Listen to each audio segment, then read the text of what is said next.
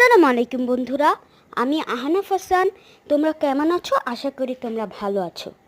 আজকে আমি আলোচনা করব অমেরুদণ্ডী প্রাণী সম্পর্কে।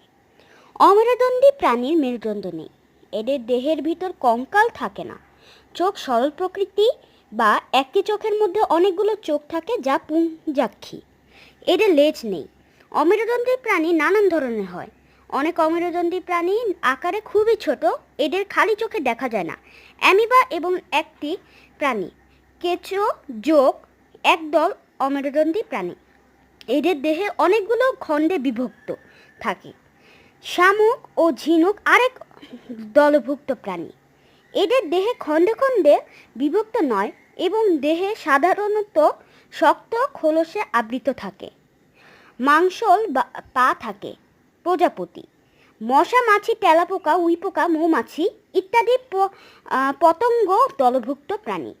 পৃথিবীর পতঙ্গ শ্রেণীভুক্ত প্রাণীদের সংখ্যা সবচেয়ে বেশি।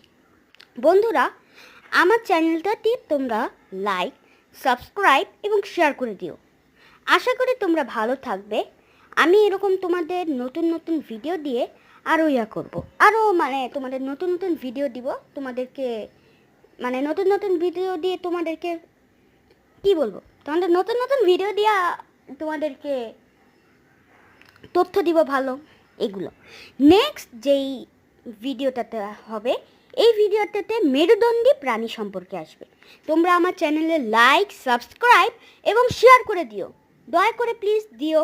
বাই বাই, আসসালামু আলাইকুম।